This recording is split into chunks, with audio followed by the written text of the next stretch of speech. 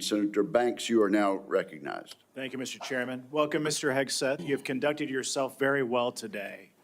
In fact, so well that I believe it's incumbent upon this committee to confirm you ASAP to get you on the job to clean up the mess that we have at the Pentagon ongoing at this moment because of the leadership there over the last 4 years that's failed us.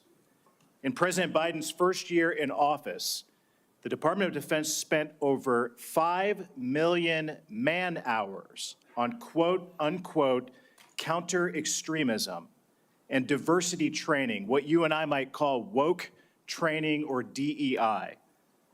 The administration has refused to provide us any more recent data than that first year, but we know that it's exponentially more man-hours wasted on DEI over the last 4 years. And I wonder, what do you make of that? What could those 5 million man-hours in that first year of Secretary Austin and President Biden's administration, what could those 5 million man-hours have been used for?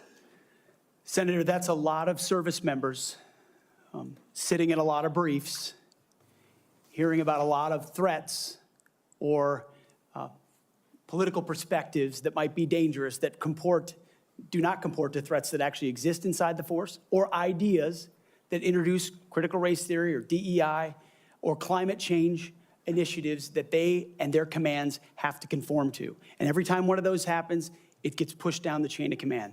That also includes new layers of leadership that have been created under this administration, committed to enforcing those types of DEI and CRT initiatives. So we hear 5 million man-hours, and that sounds like a lot. The more troubling aspect is how many training hours that takes away from a company commander or battalion commander or a wing commander who's out there trying to maintain their force, which is already constrained because of what the Biden administration has done to the defense budget and defense capabilities.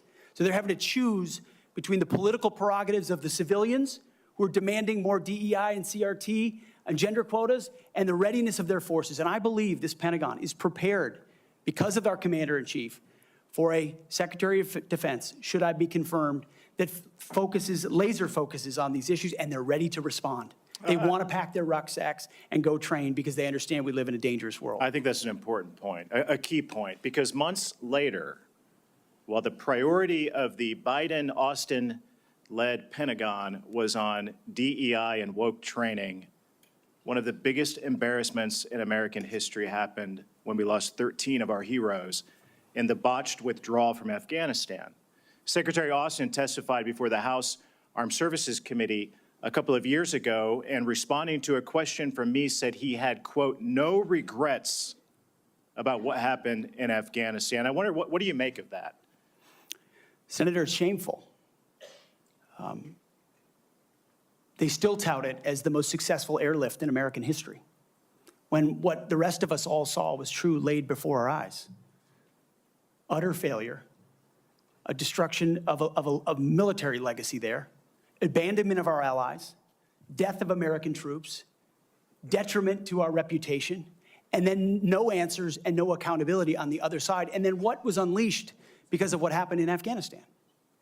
The October 7th attacks, an invasion into Ukraine. The world recognized weakness for what it was. And who bore the brunt for it? The troops on the front lines at Abbey Gate doing an impossible job, whose external security was the Taliban, because there was no actual plan for this under the Biden administration. And yet, not a single person, the only person held accountable in those moments was a Marine Corps lieutenant colonel who had the courage to stand up and say someone should be held accountable for that. His name is Stu Scheller.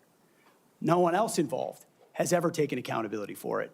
And when that microcosm becomes the reality of the perception of the American military or America's commitment to victory and success and positive outcomes, the world responds to that. President Trump is going to restore real deterrence by bringing a real warrior culture back, rebuilding our military, and ending wars properly. And if we have to fight them, winning them decisively.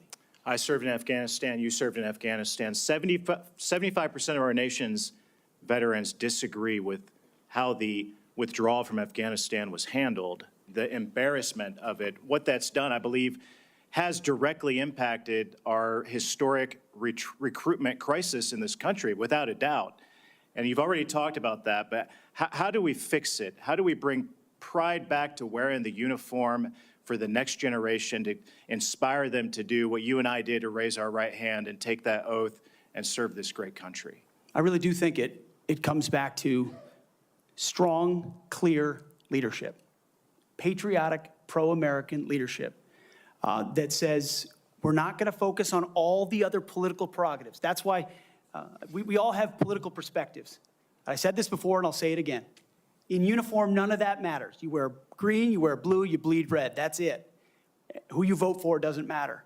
But when the perception of that changes, then you don't want people deciding whether to serve based on a political party in power. That's a dangerous thing for continuity inside your military. And it's fragile right now. President Trump, and if I'm confirmed with my leadership, we're going to restore the continuity of an apolitical military that acts decisively and only based on merit. They sound basic, but they're fundamental. You and I agree that wokeness is weakness. Mr. Hegseth, do you support racial quotas in recruitment or promotions in the United States military? Senator, I do not support any form of racial quota. Do you support affirmative action in our nation's military academies? Senator, I only support hiring and promoting and admitting the best and brightest, whatever their background is. I think that's very important. Mr. Hegseth, Lloyd Austin, the secretary, later went AWOL. He disappeared for days and never told the president, didn't even inform the president's chief of staff that he was going into the hospital. Would that ever occur on your watch? No, Senator. I know in any one of my jobs, if I had decided to go AWOL for even a day or two in uniform or around that, that would have been a concern. I believe accountability matters. No one to this day has ever, as you've said, been held accountable for what happened in Afghanistan. It was embarrassing to this country. It's impacted this country greatly. And I applaud you and President Trump for bringing accountability back to our Pentagon. With that, I yield back.